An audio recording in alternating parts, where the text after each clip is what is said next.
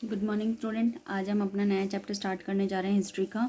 एग्रीनियन structure under the British rule.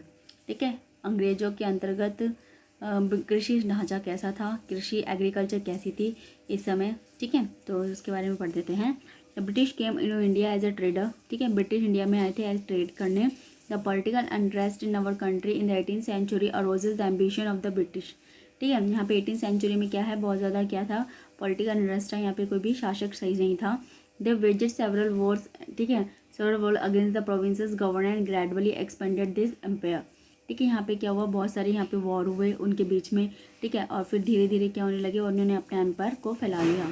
To control the newly acquired territory they develop a sound system administration raise the strong army. ठीक है, उन्होंने क्या किया, control करने के लिए अपनी टेरिटरीज पे उन्होंने क्या किया, यहाँ पे साउंड सिस्टम ऑफ एडमिनिस्ट्रेशन में क्या किया, यहाँ पे स्ट्रॉन्ग आर्मी लगा दी अपने एडमिनिस्ट्रेशन में। ठीक है, तो वो कैसे उन्होंने किया इसके बारे में हम पढ़ते हैं। फर्स्ट हमारा आता है the revenue system. In order to maintain the expenses both the administrative bodies and the army it was the necessary for the British to increase their financial resources. ठीक है, हमें यहाँ पे अपने एक्सपेंसेस को पूरा करने के लिए एडमिनिस्ट्रेशन ने और अपनी आर्मी की काम पूरा करने के लिए, जो भी उनकी नीड्स थी उनको पूरा करने के लिए ब्रिटिश ने यहाँ पे क्या किया, उन्होंने इंक्रीज देयर फाइनेंशियल रिसोर्सेज। उन्होंने अपने क्या किया, फाइनेंशियल रिसोर्सेज को क्या किया, बढ़ा दिया। They were be done by maximise by the trade. ठीक है, फाइनेंशियल उन्होंने कैसे किया, पैसे उन्होंने कैसे कमाए, ज़्यादा से ज़्यादा ट्रेड करके। Buying raw material from the India to the cheaper rate and selling manufacture product. ठीक है, इंडिया से क्या है, यहाँ पे रॉ मटेरियल खरीदते थे कम पैसों में और उसको मैन्युफैक्चर प्रोडक्ट करते थे इंग्लैंड में हायर प्राइसेस में। ठीक है, मतलब उसको इंग्लैंड में ज़्यादा पैसों में बेचते थे।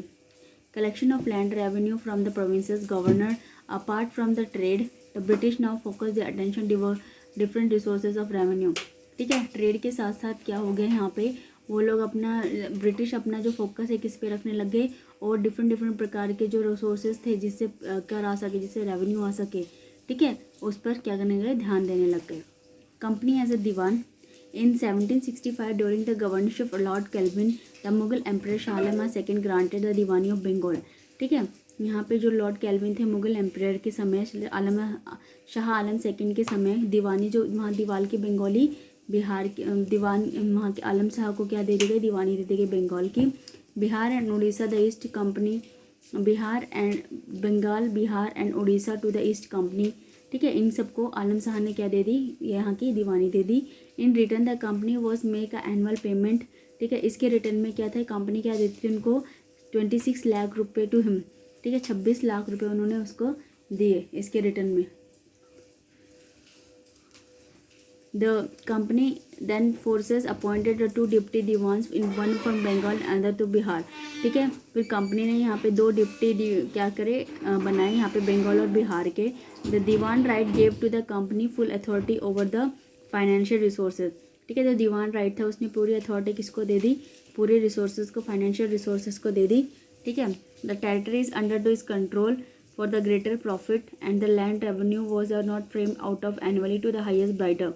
ठीक है, दीवान यहाँ पे कंपनी ने अथॉरिटी, पूरी अथॉरिटी दे दी फाइनेंशियल रिसोर्सेज को, जो टेरिटरी थी उनके कंट्रोल में, उनसे उनको ज़्यादा ज़्यादा प्रॉफिट लाभ होने लग गया। लैंड रेवेन्यू और not spread annually but the highest bridal. ठीक है, जो लैंड रेवेन्यू था वो क्या है, थोड़ा ही नहीं फ्रेम किया, बहुत ज़्यादा किया, जो कि बहुत ज़्यादा पैसे आते थे उससे। The ill effects of this system soon came forwarded. इसके जो नुकसान थे वो जल्दी से सामने आने लगे। Tax collector were not interested in to collection of the more and more revenues. ठीक है, यहाँ पे जो टैक्स कलेक्टर थे वो क्या थे, ज़्यादा से ज़्यादा रेवेन्यू नहीं कलेक्ट कर पा रहे थे। He hardly paid attention to improve the quality of his land. ठीक है, यहाँ पे क्या थे, हार्डली, बहुत ही कम अटेंशन दे रहे थे अपनी लैंड की क्वालिटी को इम्प्रूव करने के लिए। The poor peasant were exploited. ठीक है, जो यहाँ पे गरीब किसान थे उनका शोषण किया जा रहा था। द हार्शनेस, ठीक है, of revenue collection force cultivator either to run away the jungles और टू बिकेम द रॉबर्स। ठीक है, इतने सारे उनके साथ दुर्व्यवहार किया जा रहा था कि या तो वो जंगल में भाग जाते या फिर वो क्या, वो डकैत बन जाते। दस द एग्रीकल्चर प्रोडक्शन डिक्लाइन, क्योंकि यहाँ पे क्या हो गया था, एग्रीकल्चर प्रोडक्शन डिक्लाइन हो गया था। Similarly trade and commerce also suffered setback in Bengal. ठीक है, इसी तरह से क्या ट्रेड और कमर्स था वो भी बंगाल में बहुत ज़्यादा सफ़र कर रहा था। The Indian goods were brought to in very low rates and worker and sold back to Europe in much higher prices. ठीक है, जो इंडियन गुड्स थे वो यहाँ पे कम रेट में लाए जाते थे।